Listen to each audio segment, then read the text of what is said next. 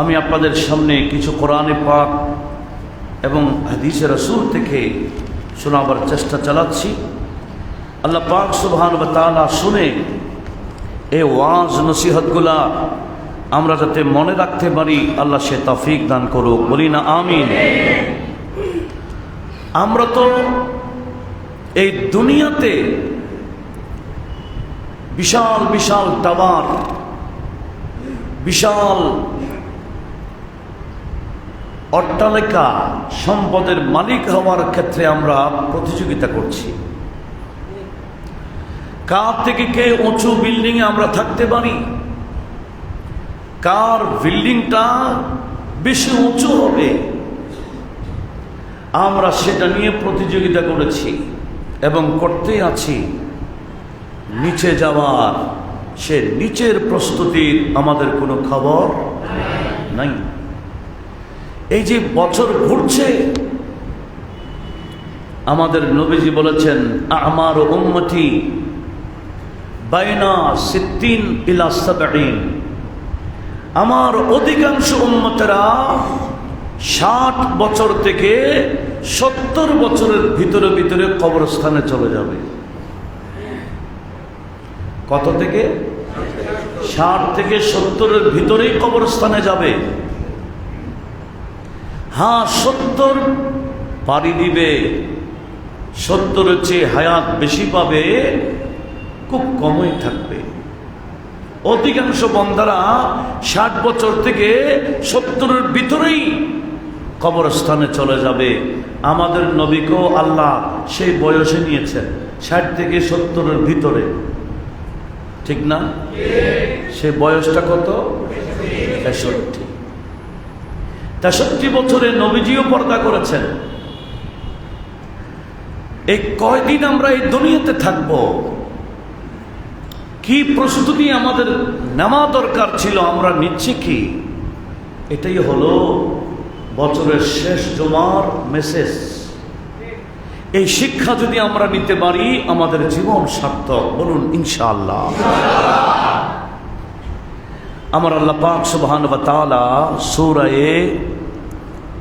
মুমিন আয়াত নাম্বার 67 ইরশাদ করেছেন, আউযু বিল্লাহি মিনাশ শাইতানির রাজীম, হুয়াল্লাযী খালাকাকুম মিন তুরাব ثم من نطفة ثم من علقة ثم يخرجكم طفلا ثم لتبلغوا أشدكم ثم لتكونوا شيوخا ومنكم من يتوفى من قبل لتبلغوا أجلا مسمى ولعلكم تعقلون।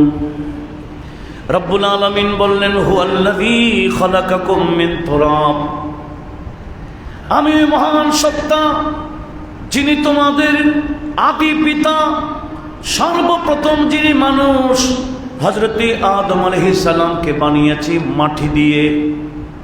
সুম্মা মিন নুতফাতিন, এরপরে আদম সন্তানকে আমি আল্লাহ বানিয়েছি নুতফা থেকে, বীর্য থেকে।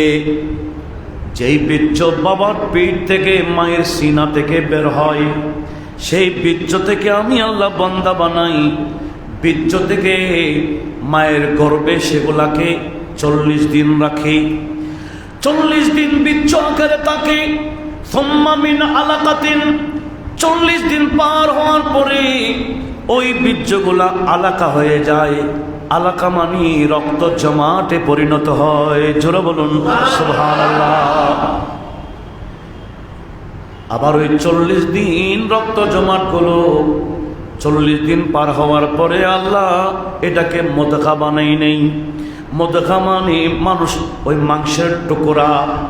এই মাংসের টুকরা অবস্থায় আমরা আমাদের মায়ের গর্ভে আরো 40 দিন ছিলাম। এই 40 পার হওয়ার পরে রব্বুল আলামিন আমাদের মায়ের গর্ভে একজন ফেরেশতা পৌঁছাইছিলেন এবং বলেছিলেন, এই ফেরেশতা, এই বান্দা দুনিয়াতে যাবে, যাওয়ার আগে তার তকদিরে 4টা বিষয়ে লিখে দাও। জোরে বলুন সুবহানাল্লাহ। এখনো আমাদের রূহ আসে নাই। বীর্য থেকে রক্ত জমাট থেকে মাংসের টুকরা 340 120 দিন পার হওয়ার পরে আমার আল্লাহ এক ফেরেশতা পৌঁছান। সেই মাংসের টুকরার সেই এখনো সূরত আসে নাই। আমাদের তকদির আমার আল্লাহ লিখে দিয়েছেন। কার মাধ্যমে? ফেরেশতার মাধ্যমে। সব আল্লাহই করেন। আল্লাহ বলেন আমি সরাসরি করি না, আমার ফেরেশতা আছে, মুদাব্বিরাত আছে। আল্লাহ বলেন ফাল মুদাব্বিরাতি আমরা, যাদেরকে আমি তাকবীরাত করার জন্য দায়িত্ব দিয়েছি ওই মুদাব্বিরাত ফেরেশতাদের কসম করছি আমি আল্লাহ। একটু জোরে বলুন না সুবহানাল্লাহ। এই যে বৃষ্টি হচ্ছে দেয় কে? এগুলো পরিচালনার দায়িত্ব ফেরেশতার আছে কি না? না সরাসরি আল্লাহ দেয়? আল্লাহ হুকুম দেয়। রূহ সরাসরি আল্লাহ দেয় না, আল্লাহ হুকুম দেয়। সেজন্য কোরআনে পাকে আমার আল্লাহ বন্ধু নবীকে বলেছেন ইয়াসআলুনাকা আনির রূহ, হে রাসূল আপনাকে রূহ সম্পর্কে প্রশ্ন করা হবে। এরা প্রশ্ন করবে আপনাকে রূহ কাকে বলে, রূহ কি জিনিস? কুলির রূহ মিন আমরি রাব্বি, রূহ এটা আমি আমার রবের একটা হুকুম মাত্র। একটু জোরে বলুন না সুবহানাল্লাহ। আল্লাহ হুকুম দিয়েছেন, ফেরেশতা ঢুকাই দিয়েছেন। যেদিন আবার আল্লাহ হুকুম দিবেন ফেরেশতা রূহটা সে শরীর থেকে বের করে নিবে। কথা বলুন ঠিক কি না? যতদিন রূহ আছে ততদিন আমরা আসি, ততদিন দাপট, ততদিন কত কিছু।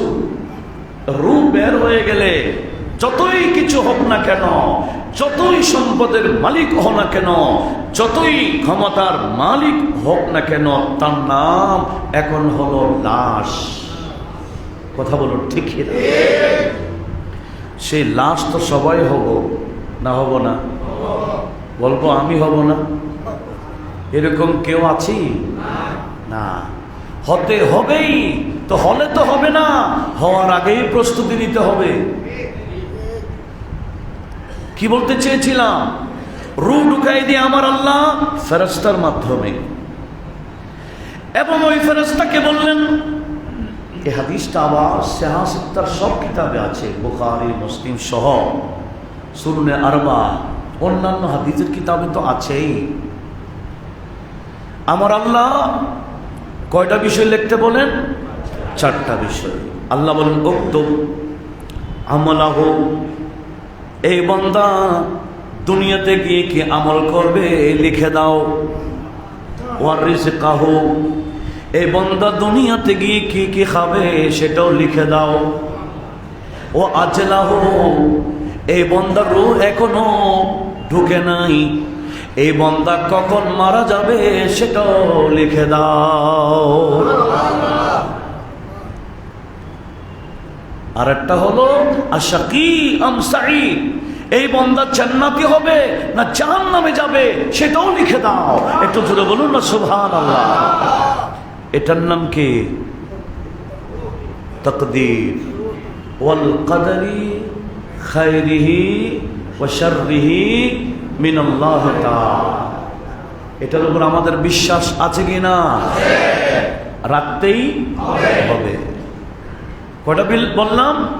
4টা। আবারও বললি আমল কি করব, কি খাবো, কয়দিন থাকবো, কি জান্নাতে যাব না জাহান্নামে যাব, সেটাও আমাদের সেই রূহ ভিতরে ঢোকার আগে লেখা হয়ে গেছে। আমার আল্লাহ এরপর বলে এবার রূহ ঢুকিয়ে দাও। একটু জোরে বলুন। ওই যে 120 দিন বয়সে রূহ ঢুকানো হয়েছে, আমাদের রূহগুলো এখনো আছে কি না? একদিন সে বের করে ফেলবে। সেদিন কোন দিন আমরা কেউ কে জানি? সেজন্য আমাদের নবীজির থেকে জিজ্ঞেস করা হয়েছিল, আইয়ুল মুমিনিনা আফজাল ইয়া রাসূলুল্লাহ, হুজুর মুমিনের মধ্যে শ্রেষ্ঠ মুমিন কে, উত্তম মুমিন কে? নবীজি বললেন আফসালুহুম খুলুকা, মুমিনের মধ্যে ওই মুমিন বড় শ্রেষ্ঠ মুমিন যার চরিত্র বেশি সুন্দর, উনি মুমিনের মধ্যে শ্রেষ্ঠ মুমিন। জোরে বলুন সুবহানাল্লাহ। কি সুন্দর! আমাদের মুসলমানদের কাছে চরিত্র আছে। মুসলমানের একটা চরিত্র আছে। নবীজি বলেন লিকুল্লি দীনিন খুলুকা, প্রত্যেকটা ধর্মের আলাদা আলাদা চরিত্র আছে। ইহুদি তার একটা চরিত্র, নাসারা তার একটা চরিত্র, হিন্দু বৌদ্ধ যতই ধর্ম আছে প্রত্যেকটা ধর্মের আলাদা আলাদা চরিত্র আছে। আর নবীজি বলেন ওয়া খুলুকুল ইসলামি আল হায়া, ইসলাম ধর্মের চরিত্রের নাম হলো লজ্জা শরম। একটু জোরে বলুন না সুবহানাল্লাহ। লজ্জা শরম মুসলমানদের আছে? পুরুষের আছে না নারীর আছে?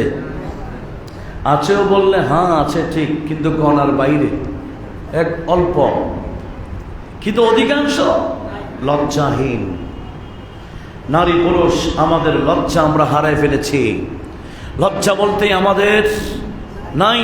চারিত্রিকভাবে, পারিবারিকভাবে, ব্যক্তিগত বলুন, পারিবারিক বলুন, সমাজ বলুন, রাষ্ট্রীয় বলুন, আমরা আমাদের লজ্জাগুলো হারিয়ে ফেলেছি। এটা কি অবাস্তব না বাস্তব? এই লজ্জা, এটার নাম হলো চরিত্র। যে চরিত্রহীনতার মধ্যে আমরা আছি। আমরা কি এভাবে থেকে যাব? এই আলোচনা কেন? এর আলোচনার উদ্দেশ্য হচ্ছে আমাদের পরিবর্তন। আগে আমার ব্যক্তিগত জীবনকে পরিবর্তন করা লাগবে। আমি আমার ফ্যামিলির চরিত্র পরিবর্তন করা লাগবে। প্রত্যেকেই আপন আপন ফ্যামিলিকে যদি গাইড করে পুরা সমাজ সুন্দর হয়ে যাবে। কথা বলুন ঠিক না? এটা আমাদের দায়িত্ব। নামাজ আমি নিজে পড়লে হবে না, পরিবারকে নামাজি বানানোর দায়িত্ব কার? একটু বলুন। আমি আমার দায়িত্ব কতটুকু পালন করেছি? আমার স্ত্রী বলেন, আমার মেয়ে বলেন, আমার বোন বলেন, আমার ঘরে যারা আছে, আমার অধীনস্থ যারা আছে, ভাতিজি আছে, বাগিনী আছে, যারাই আছে, এদেরকে পর্দার ভিতরে গাইড করার জিম্মাদারিও আমার। কিন্তু আমি আমার জিম্মাদারি কতটুকু আদায় করেছি এটার হিসাব কিন্তু দিতেই হবে। কুল্লুকুম রাইন ওয়া কুল্লুকুম মাসউলুন আন রাইয়াতিহি। আমার আল্লাহ বললেন কিয়ামতের ময়দানে তোমাদের প্রত্যেককে নিজেদের ব্যাপারে এবং তোমাদের অধীনস্থ যারা আছে এদের ব্যাপারেও কিয়ামতের ময়দানে প্রশ্ন করা হবে। এরা নামাজ পড়ে নাই কেন? উত্তর তুমি দিবা। এরা পর্দার ভিতরে ছিল না কেন? উত্তর তুমি দিবা। এরা বেহায়াপনে চলছিল কেন? উত্তর তোমাকে দেওয়া লাগবে। একটু জোরে বলুন না সুবহানাল্লাহ। আল্লাহ আমাদেরকে এই বিষয়ে একটু হুঁশ করার তৌফিক দান করুন। আমরা অধিকাংশ মুসলমান বেহুশের মধ্যে আছি। হুঁশের মধ্যে বছর ঘুরতেছে, আমাদেরকে কবরস্থানের দিকে নিয়ে যাওয়া হচ্ছে, আমরা বেহুশ। আমরা ব্যাংকের টাকা দেওয়ার জমা কিভাবে জমা দেব এই কাজের মধ্যে আমরা ব্যস্ত। কিভাবে বিল্ডিং আমরা উপরের দিকে যাব, নিয়ে যাব, সেই কাজে আমরা ব্যস্ত। কিন্তু আখিরাতের প্রস্তুতিতে কয়জন আছি? হ্যাঁ, আগের মানুষেরা, আগের মুসলিম মিল্লাতেরা অধিকাংশ কিন্তু আখিরাতের প্রস্তুতি নিয়েই কবরে গিয়েছেন। আল্লাহ আমাদেরকে সে বিষয়ে প্রস্তুতি নেওয়ার তৌফিক দিক। মোহাব্বতের আওয়াজে তো কি বলতে চেয়েছিলাম? আমার নবীজির থেকে জানতে চাওয়া হয়েছিল, ইয়া রাসূলুল্লাহ, মুমিনের মধ্যে শ্রেষ্ঠ মুমিন কে? তো নবীজি উত্তর কি দিয়েছিলেন? যার চরিত্র বেশি সুন্দর। এরপরে আরেকজন জিজ্ঞেস করলেন, আইয়ুল মুমিনিনা আকিয়াস ইয়া রাসূলুল্লাহ, হুজুর মুমিনের মধ্যে বড় চালাক মুমিন কে? মুমিনের মধ্যে বড় চালাক মুমিন কে? তখন নবীজি উত্তর দিয়েছেন, আকসারুহুম লিল মৌতে যিকরা ওয়া আহসানুহুম লাহু ইস্তি'দাদা। মুমিনের মধ্যে বড় চালাক মুমিন হলো যিনি মরণের কথা, কবরে যাওয়ার কথা বেশি স্মরণ রাখে এবং কবরে যাওয়ার জন্য প্রস্তুতিও গ্রহণ করে। মরণের কথা স্মরণ বেশি, সুন্দর প্রস্তুতিও নেই। ওই বান্দা, ওই মুমিন বড় চালাক মুমিন। একটু জোরে বলুন।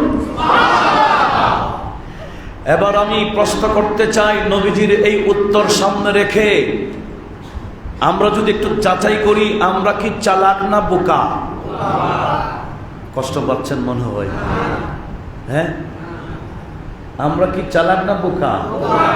মনে করেছি কোটি টাকার মালিক হয়ে গেলাম, 1000 কোটি টাকার মালিক হয়ে গেলাম, আরেকজনকে ঠকাই দিলাম, আমি বড় চালাক। চালাক না বোকা?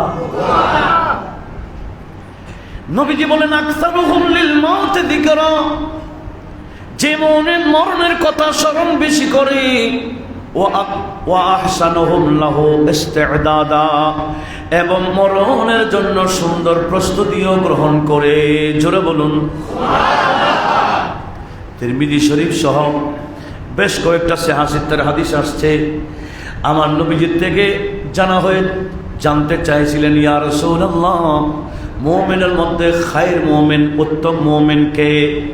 সেখানে আমার নবীজি উত্তর দিয়েছেন, মান তালা উমরুহু ওয়া হাসুনা আমলুহু, যিনি হায়াত বেশি পেয়েছেন, যার আমলও সুন্দর হয়েছে। হায়াত বেশি, নামাজি, কালামি, রোজাদার, ইবাদত বন্দেগী, তেলাওয়াতকারী, হালাল হারাম যাচাই বাছাইকারী, যার আমল সুন্দর এবং হায়াত বেশি পেয়েছেন, আমার নবী বলেন ওই বান্দা উত্তম মানুষ। আবার জিজ্ঞেস করা হয়েছিল, ইয়া রাসূলুল্লাহ, একেবারে নিকৃষ্ট মানুষকে? তখন নবীজি বলেছেন, মান তালা উমরুহু, যিনি হায়াত বেশি পেয়েছেন কিন্তু ওয়া আসা আমলাহু, যে তার আমলটাকে খারাপ করেছে। হায়াত পেয়েছে কিন্তু বেনামাজি, হায়াত পেয়েছে ঠিক বেকালামি, হায়াত পেয়েছে ঠিক বেশারা। বেশারা মানে শরীয়ত নাই আর কি। বেশারা মানে কি? লাশারা মানে শরীয়ত নাই। আমরা বলি এ বন্দাটা লাশারা বেশারা, এটা চট্টগ্রামের ভাষা নয়, এটা আরবি ভাষা। কোন ভাষা? লাশারা মানে কি নাই? শরীয়ত নাই। বেশারা মানে উর্দুতে বেশারা মানে শরীয়তহীন। আমরা অধিকাংশ মুসলমান লাশারা বেশারা হয়েছি। কথা বলুন ঠিক না? আমাদের ব্যক্তিগত জীবনে শরীয়ত নাই, পারিবারিক জীবনেও শরীয়ত নাই, সমাজ জীবনে। রাষ্ট্রকে আর থাকবে? রাষ্ট্র তো অনেক দূরে। আর আমার ব্যক্তিগত নাই, আমার পরিবারে নাই শরীয়ত, রাষ্ট্রে কোত্থেকে থাকবে? কি বলতে চাচ্ছিলাম একটু লক্ষ্য করুন। তো নবীজি বলেছেন কি, ওই বান্দা বড় নিকৃষ্ট, যার হায়াত বেশি কিন্তু আমল বড় মারাত্মক। জোরে বলুন নাউজুবিল্লাহ। সেজন্য আমার নবীজি বলেছেন, মানুষ হয়তো কবরে যাওয়ার পরে মুস্তারেহ হয় অথবা মুস্তারাহ হয়। শব্দ দুইটা, একটার নাম মুস্তারেহ আর একটার নাম মুস্তারাহ। নবীজি বলেন, আল মারু ইম্মা মুস্তারিহুন আও মুস্তারাহুন। কিছু বান্দা এমন যারা কবরে গিয়ে নিচে আরামে থাকে, আবার কিছু বান্দা এমন যারা কবরে গেলে অন্যান্য মানুষ আরামে থাকে। এরা কারা? যারা চলে গেলে মানুষ আরামে থাকে, জালেম বলেন না, জালেম, সন্ত্রাস, এরকম মানুষ আছে না? এরা মারা গেলে মানুষ আরামে থাকে, আর নবীজির শরীয়ত মোতাবেক চললে এই সমস্ত বান্দা মারা গেলে এরা নিজেরাই কবরে আরামে থাকে। একটু জোরে বলি না সুবহানাল্লাহ। কি আমরা মুস্তারিহ হব না মুস্তারাহ হব? রিহ মানি নিজে আরামে থাকা, মুস্তারাহ মানি যার কারণে অন্যজন আরামে থাকে। আল্লাহ আমাদেরকে সে কবরে যাওয়ার আগেই আরামে থাকার তৌফিক দেন। আমিন। প্রস্তুতি নিতে হবে কিনা? সেই জন্য আমার আলা হযরত বলেছেন, এ রাজা हर काम का एक वक्त है, ए रज़ा हर काम का एक वक्त है, ए रज़ा हर काम का एक वक्त है, और दिल को भी आराम हो ही जाएगा, दिल को भी आराम हो ही जाएगा, जाएगा जाएगा हाँ जाएगा, दिल को भी आराम हो ही जाएगा। একটু জোরে বলি না সুবহানাল্লাহ। দিলেরও শান্তি হবে কোথায় গেলে? কেমনে গেলে? নবীজির পিছে পিছে গেলে, নবীজির শরীয়ত মোতাবেক চলে, সুন্নাহ মোতাবেক বলে, নবীজির আদেশ নিষেধ মেনে যদি কবরে যাওয়া যায়, ওই বান্দা কবরে গেলে কি হবে? আরামে থাকবে, দিল কো ভি আরাম হো হি যায়েগা। একটু জোরে বলুন না সুবহানাল্লাহ। তো কি বলতে চেয়েছিলাম? আমার আল্লাহ কোরআনে পাক সূরা মুমিন আয়াত নম্বর কত দিয়েছিলাম? 67। সেখানে কি বলছিলেন? হুয়াল্লাযী খালাকাকুম মিন তুরাব, এই খালাকা আবিকুম খালাকা আবাকুম মিন তুরাব। ওই আল্লাহ যিনি তোমাদের বাপ হযরত আদম আলাইহিস সালামকে মাটি দিয়ে সৃষ্টি করেছেন, ইজ্জত থেকে। এগুলা কোন বইয়ের কথা না, কোন শরীফ? কোরআন পাক। আমার আল্লাহ বলে সুম্মা ইউখরিজুকুম তিফলা, এরপরে আমি আল্লাহ তোমাদেরকে বাচ্চা হিসেবে দুনিয়াতে বের করলাম। সুম্মা লিতাবলাগু আশুদ্দাকুম, এরপর তোমরা আস্তে আস্তে মজবুত হও। যখন আসছিলাম তখন কি মজবুত ছিলাম না নরম ছিলাম? কেমন নরম? কেমন নরম এটা বোঝার জন্য সূরা রূম আয়াত নম্বর 54টা একটু দেখি। সূরা রূম আয়াত নম্বর 54-তে আমার আল্লাহ বলেন, আল্লাহুল্লাযী খালাকাকুম মিন দুফিন, আমি আল্লাহ তোমাদেরকে বানিয়েছি একেবারে দুর্বল। যখন দুনিয়াতে আসছিলাম হাত পা নড়াইতে পারলো? ভর দিতে পারছি? ভর দিতে পারি নাই, হাঁটতে পারি নাই, বসতেও পারি নাই, এত দুর্বল।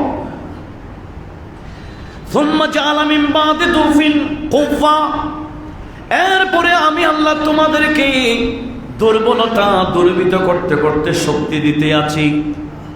আমি আল্লাহ তোমাদেরকে শক্তি দিই।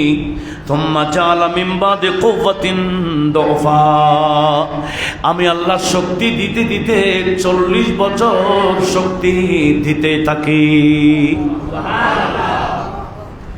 এখনো যাদের হায়াত 40 হয় নাই, এখনো শক্তি অ্যাড হচ্ছে। আমার আল্লাহ শক্তি দেয় কয় বছর পর্যন্ত? 40। আর 40 পার হলে সুম্মা জাআলা মিন বাদি কুওয়াতিন দুফা, 40 বছর পার হলে এবার আমার আল্লাহ শক্তি নিতেই থাকেন।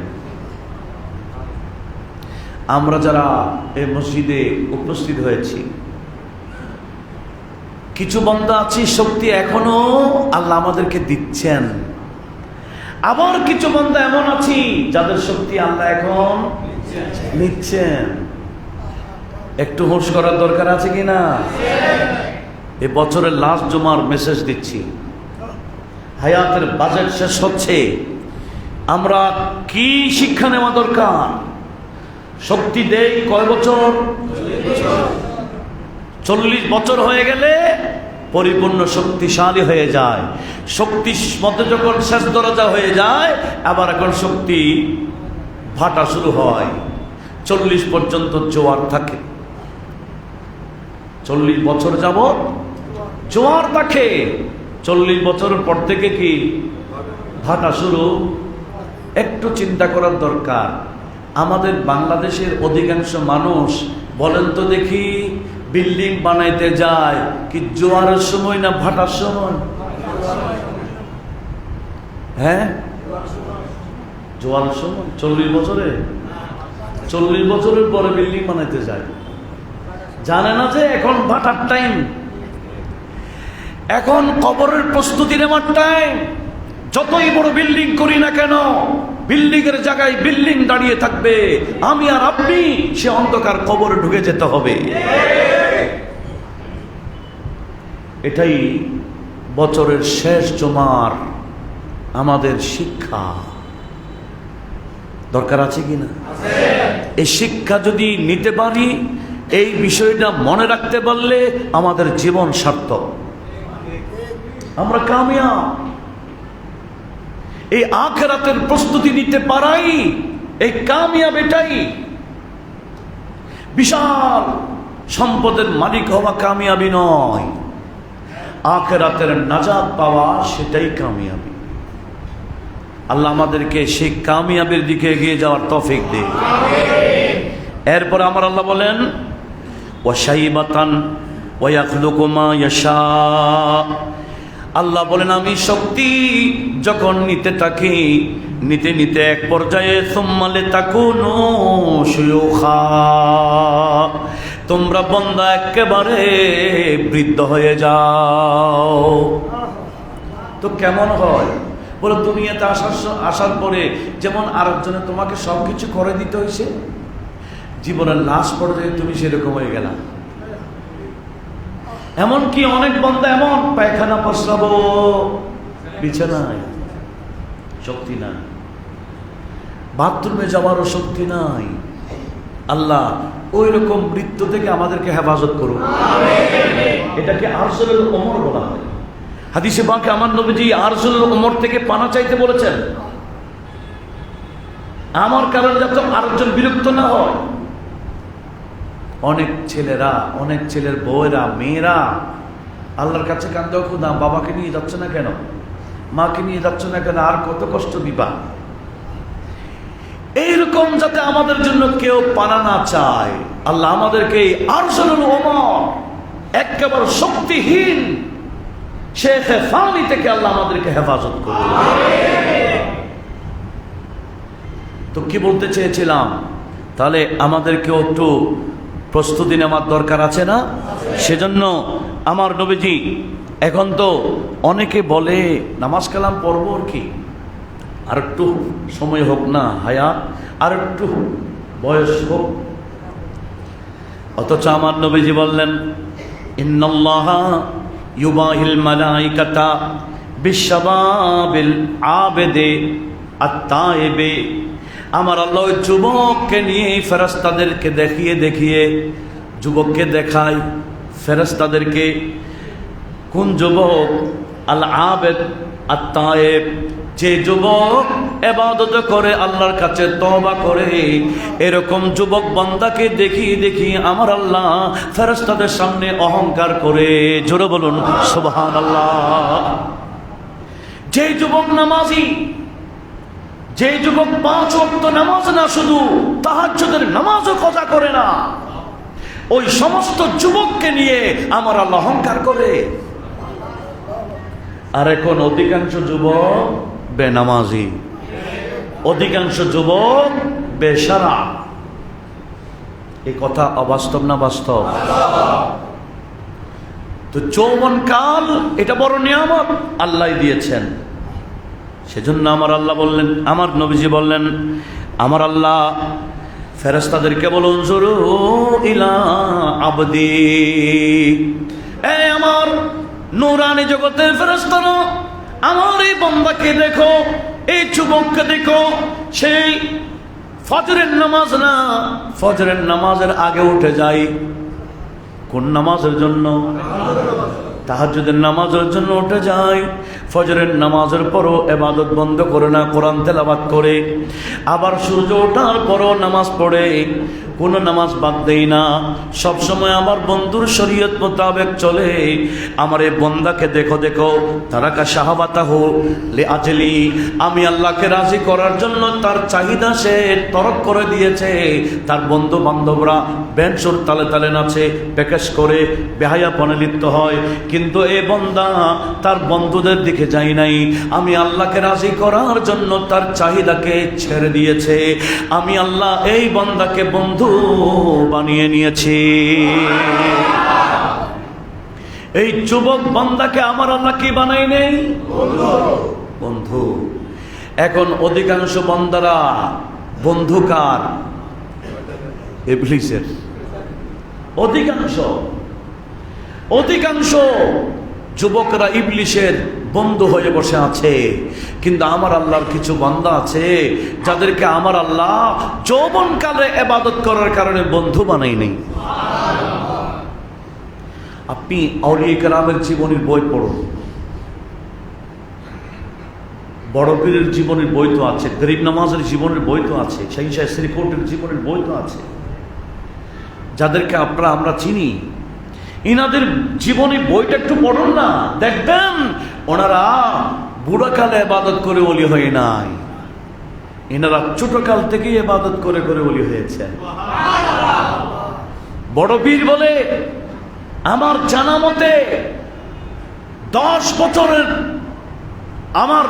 বছর থেকে 5 ওয়াক্ত নামাজ না, আমি আব্দুল কাদের জিলানীর কাছে তাহাজ্জুদের নামাজেরও কজা নাই।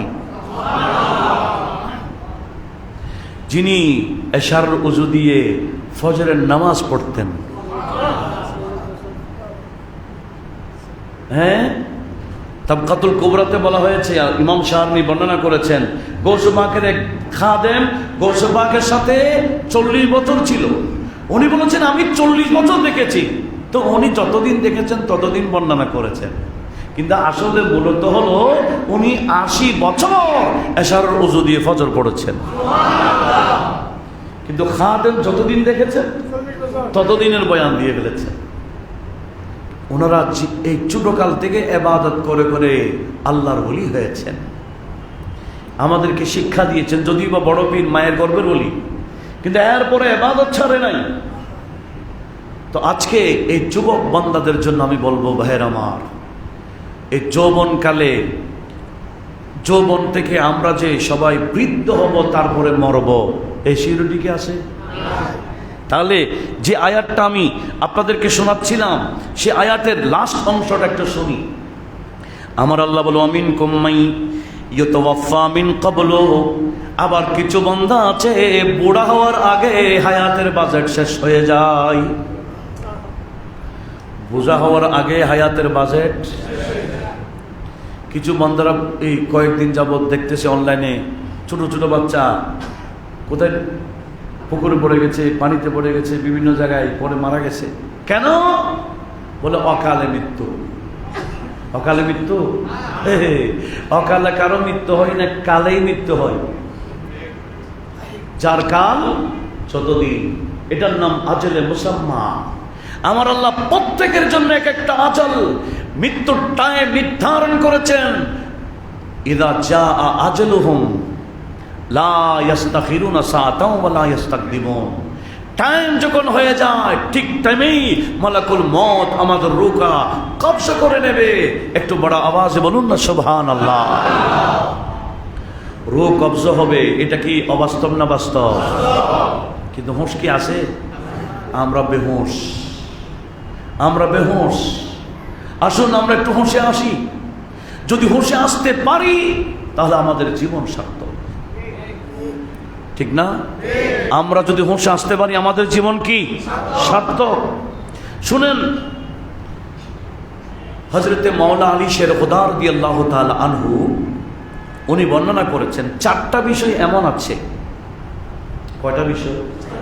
পারলে একটু মনে রাখিয়েন। কয়টা বিষয়? উনি বলতেছেন আখফারাদাহু, উনি বলছেন ক্বাল ইন্নাল্লাহ তাবারাক ওয়া তাআলা আখফা আরবাতান ফি আরবাতিন, আমার আল্লাহ 4টা বিষয় 4টা বিষয়ের মধ্যে গোপন রেখে দিয়েছেন।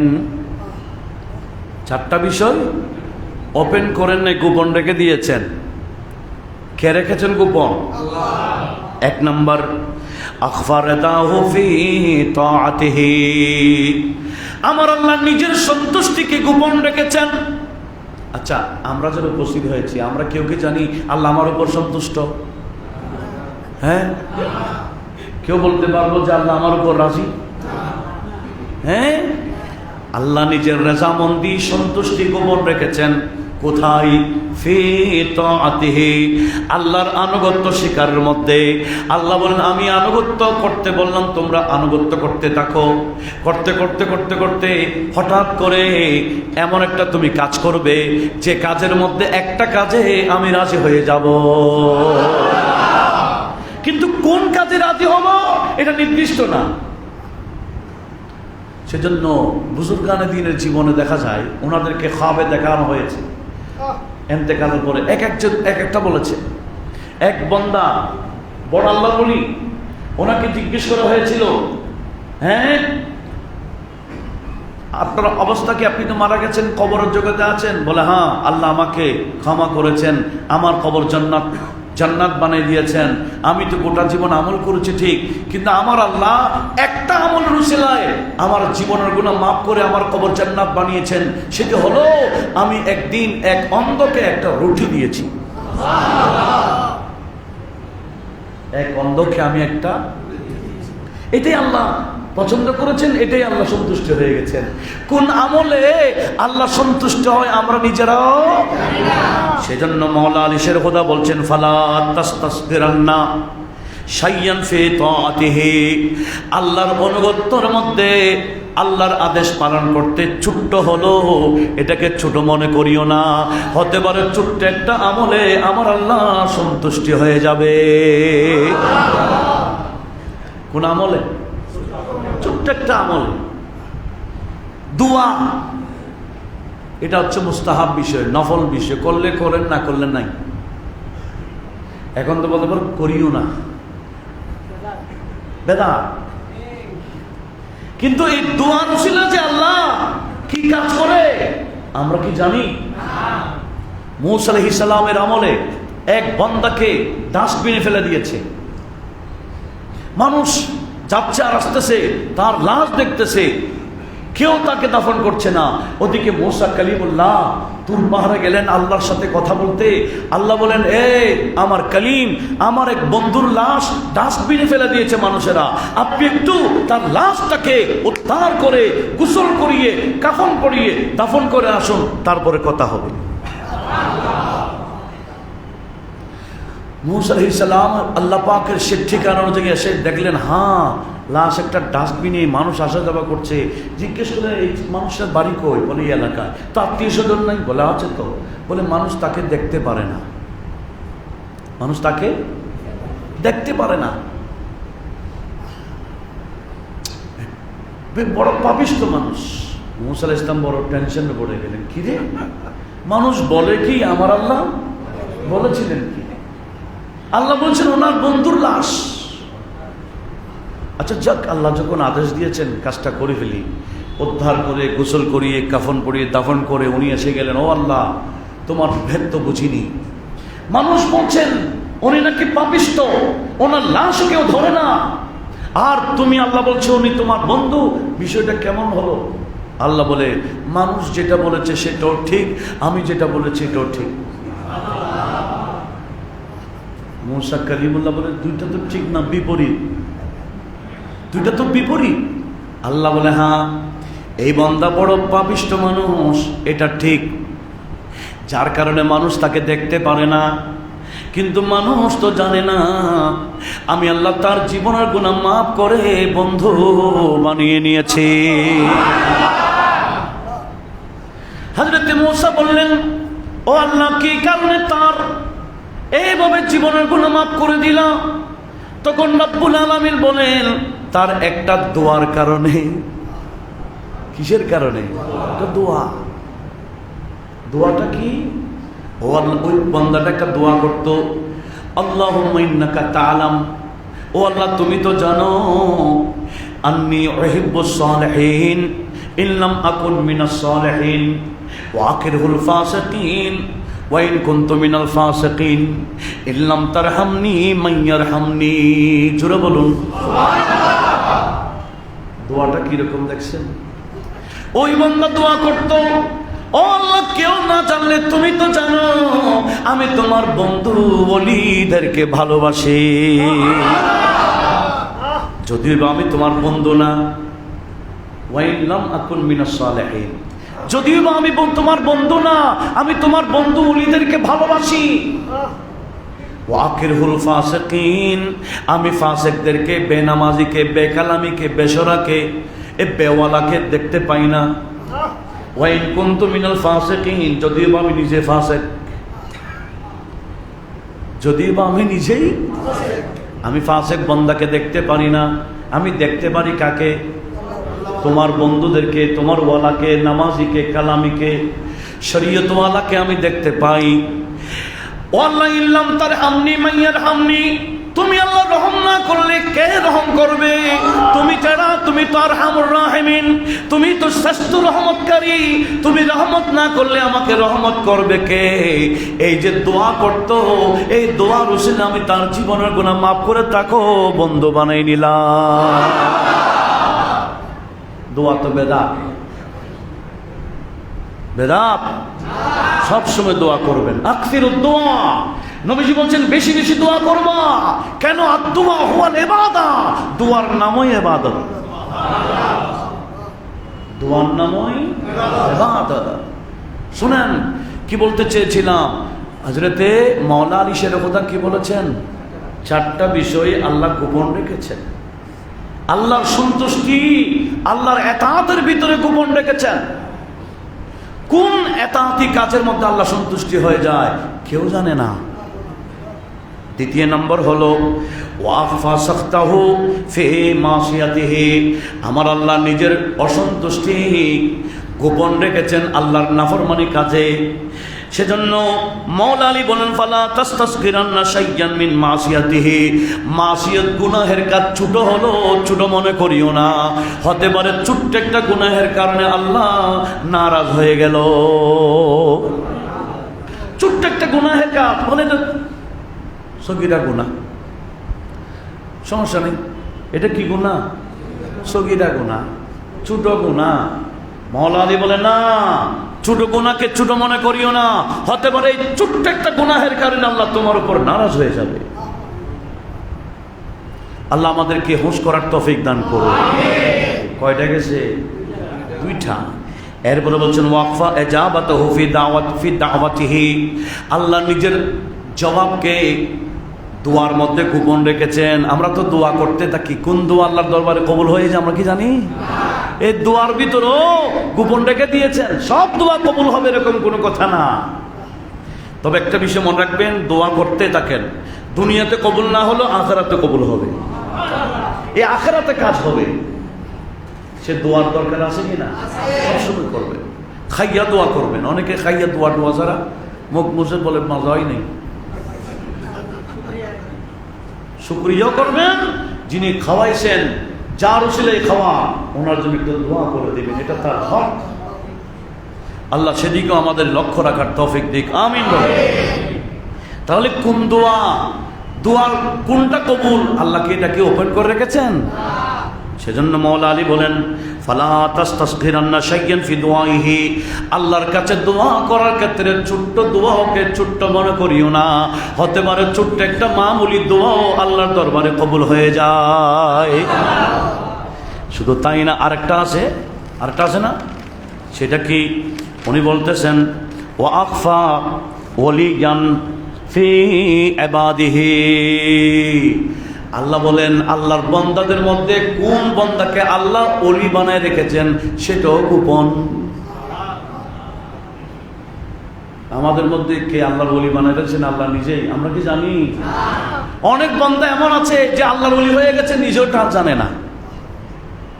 অনেক সময় দেখা যায় মারা যাওয়ার পরে বোঝা যায়। শাহীন শাহী সিরকুটের সৈয়দ আহমদ শাহ সিরকুটি রহমতুল্লাহ একজন মুরিদ ছিলেন বামসারামপুর। আমি একাধিকবার ওই এলাকায় ওয়াজে গিয়েছিলাম, বিবাড়িয়ে বামসারামপুর। আবু বকর সিদ্দিক উনি তেমন কোনো ভালো আলেমও না, এমনি সবক আদায় করতেন, হুজুরের প্রতি খুব বেশি মহব্বত রাখতেন, সবক যথাযথ আদায় করতেন। উনি মারা গেলেন, তখন তো মানুষ নদীর পার, খালের পার বিভিন্ন জায়গায় দাফন করত। এখন উপরে ঠিক কবরস্থান, ভিতরে যে পানি ঢুকে গেছে কেউ জানে না। উনি স্বপ্ন দেখাচ্ছে, এই আমার লাশটা একটু সরাই নাও, আমার এখানে পানি ঢুকে গেছে। তখন সবাই বিভিন্ন জনকে যখন দেখানো শুরু হলো, বড় বড় আলেমকেও দেখাইছে, তখন সবাই পরামর্শ করে ওনার কবর তো উপরে ঠিকঠাক ফিটফাট, ভিতরে কি পানি ঢুকে গেছে। তখন খুঁজছে, দেখলাম ঠিক এই ওনার লাশটা পানিতেই ভাসতেছে, ওনার লাশটা পানিতেই ভাসতেছে। ওখান থেকে উদ্ধার করে আরেক জায়গায় দাফন করেছেন। এখন সুন্দর একটা জিয়ারত করার ব্যবস্থা করে দিয়েছেন। একটু জোরে বলুন সুবহানাল্লাহ। সুন্দর জিয়ারতের ব্যবস্থার নাম মাজার। সুন্দর জিয়ারতের ব্যবস্থা করে দিলে এটার নাম কি? মাজার। মানে কি? জিয়ারত করার জায়গা। আল্লাহ সবাইকে সেদিকে লক্ষ্য রাখা তৌফিক দিক, আমিন বলি। তো কি বলতে চেয়েছিলাম, কোন বান্দাকে ওলি বানায় আল্লাহ সেটা গোপন রেখে দেয়, ওপেন। সেজন্য মানুষ ফকির একটা হাঁটতেছে, ফকির মানুষ, তুচ্ছ তাচ্ছিল্য করিয়েন না। মওলা আলী শের কথা বলেন, একজন গরিব মানুষ দেখেছেন, ওনাকে তুচ্ছ তাচ্ছিল্য করিয়েন না। হতে পারে ওই বান্দা আল্লাহর ওলি, হতে পারে ওই বান্দা আল্লাহর ওলি। সেজন্য আমার আল্লাহ এই বিষয়গুলা গোপন রাখেন। আমাদেরকেও সেই বিষয়গুলো ছোট্ট করে দেখার কোনো সুযোগ আল্লাহ পাক সুবহানাহু ওয়া তাআলা এই যে বছরের শেষ জমা মনে করে, হতে পারে শেষ জমা, সেটা মনে করে আমি একটা মেসেজ দিলাম।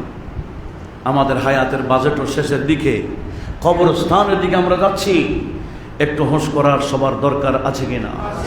সবাই ব্যক্তিগত জীবনে, পারিবারিক জীবনে, সমাজ জীবনে হোঁশ করার জন্য আজকের জুমার এই আলোচনাকে আমি আহ্বান জানাচ্ছি। আল্লাহ পাক আমাদেরকে হোঁশ করার তৌফিক দান করুন। মসজিদের জন্য টাকা ওঠে না, কখন?